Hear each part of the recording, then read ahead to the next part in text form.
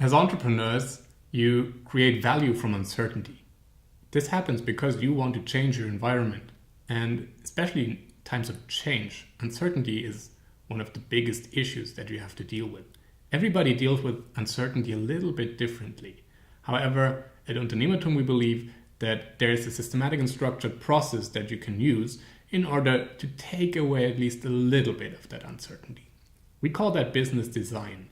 And business design is all about the holistic development, realization, and recognition of sustainable future businesses through design principles, methods, and tools. So we want you to approach a new business as a designer would approach a new product. Business design is the systematic recognition, development, and realization of sustainable future businesses through design principles, methods, and tools. So we want you to approach problems in new venture creation like a designer would approach building a new product.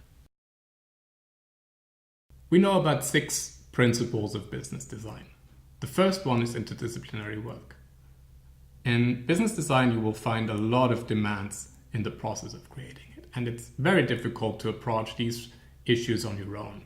So try and look out for a team with a lot of different skills. Doesn't necessarily need to be different disciplines, but a wide skill set in your team to deal with all the things that may happen in the course of this process.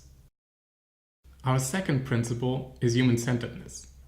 Value is created when humans have a need. And you can capture this value if you offer a solution to this need. And this can be something very simple. So they like chocolate. They like a certain type of chocolate, yellow chocolate, for example. Or they have a real pain. So you take away a disease from them. Or you solve something that matters to them in their life that they cannot otherwise do on their own. Our third principle is called contextual observation. And this yields that the needs of people are fairly obvious if you approach them from the right direction, if you understand the systems that surround your potential target group or your users, and that you find a way to analyze and understand also the emotions that people have in these systems. Our fourth principle is called holistic perspective. You need to understand all the influencing factors onto your solution. So next to understanding the system that users work in, you also need to understand the interdependencies between these factors. So if you like to think outside the box, go one step further. Live, talk, and walk outside of the box. Our fifth principle is called social prototyping. If you've created solutions from the observations and experiments you've made, you need to make sure that you can convey them in the right way, that you understood with what your vision is. Prototypes help you a great deal on this way. Build something, don't only talk about it. Our sixth and last principle is called iterative process. If you approach a good business solution, it's a very complex thing to do. So there's no direct way to succeed. It's an iterative process. You need to take detours. You need to go back to step 1 again and again. Just think about Rome. It also wasn't built in a day. With these principles in mind, we can take on the concept creation process. And here's how it looks. It starts with identification and ends with modeling. And in the first phase of this process, we want you to think rather like a designer. Design thinking may be a stream or an idea that is known to you. So how can you figure out the needs of people? How can you design adaptive solutions and prototypes for them? In the second half of this process, we want you to think more like an investor. So if you know business model generation, then this is exactly what you need to do. Think about what could be a value configuration that lets you implement a sustainable and successful business model. 2 things accompany you in the process of concept creation. The first one is your prototype. Prototype helps you to visualize your idea, to get more concrete. This can be the sketch on the back of a napkin. This can be a very rough mock-up of your idea, but it can also be an MVP or the first product that you sell.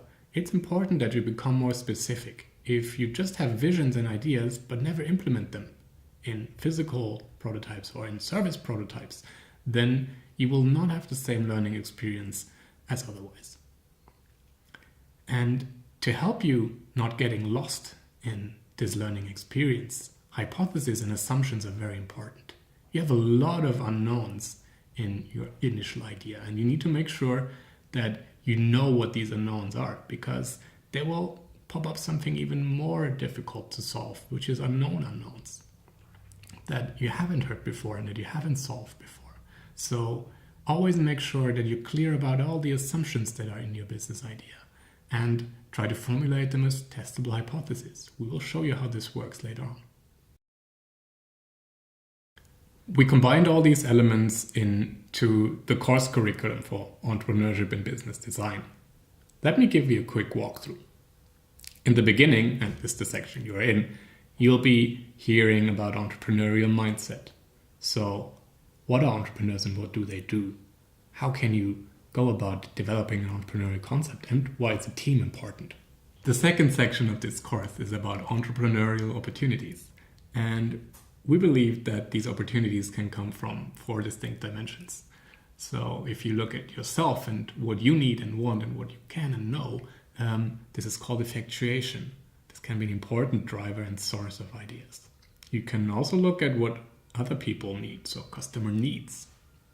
A third dimension is technology. So what is efficient, or what allows us new technology to do, so what is effective?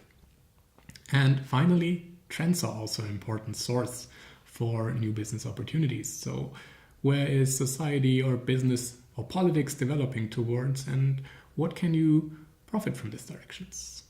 In section 3, it's about need finding. So we'll teach you where you can find needs, how you can create new ideas upon the needs and problems that you found, and how to communicate them. Finally, you will end up with a value proposition that you can communicate to potential customers. In section 4, customer development, you will start testing your value proposition with potential customers. This means you need to get out on the street and test the first mock-up product and try and find out who's willing to pay and what they're willing to pay for. With this knowledge, we think it makes sense to actually come up with the first idea of a business model. In section 5, it's all about the value chain. So what you do and what others do, who your competitors are on the market, and what market potential you actually have. In the end, you should come up with a unique selling proposition.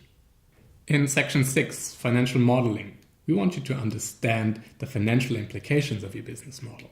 So it is about thinking about leaps of faith that you may have in your business model and tweaking the numbers so you know what it takes to actually create a sustainable and successful business model. In section 7, it's about presenting your business model. You should choose the right medium to approach investors, customers, or your friends and talk about your idea. We'll tell you all about it. As you can see, it's quite a diverse range of things that occur to you in a business design process. You have to think a little bit like an investor, a little bit like a designer, sometimes a little bit like an engineer, or also like a psychologist. So having the right people in your team is essential. And this is what Nikki will tell you about right now.